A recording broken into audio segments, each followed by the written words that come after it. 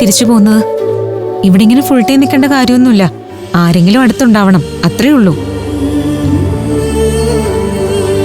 എന്തു പറ്റി മോളെ? അവിടെ നിൽക്കാൻ പറ്റില്ല ചേച്ചി. എന്നോടുള്ള സ്നേഹം കൊണ്ട് വിളിച്ചോണ്ട് പോയതൊന്നുമല്ല. ഭീഷണിപ്പെടുത്താനും വീട്ടുജോലി എടുപ്പിക്കാനും കൊണ്ടുപോയതാ.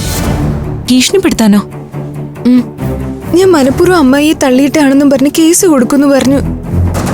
സിഐക്ക് അമർദ്ദിച്ചോട് ദേഷ്യമുള്ളത് കൊണ്ട് ഉറപ്പായിട്ട് നടപടി ഉണ്ടാവും, എന്നെ അറസ്റ്റ് ചെയ്യുന്നൊക്കെ പറഞ്ഞു. നീ അത് കേട്ട് പേടിച്ചു. പേടിക്കാതെ പിന്നെ എങ്ങനെയാണ് ഗേസി? ഇതുവരെ അവരൊക്കെ കൂടെ നമുക്കെതിരെ ചെയ്തതൊക്കെ ഓർമ്മയില്ലേ? എല്ലാവരും അവരുടെ കൂടെയാ, പോലീസും കോടതിയും ഒക്കെ.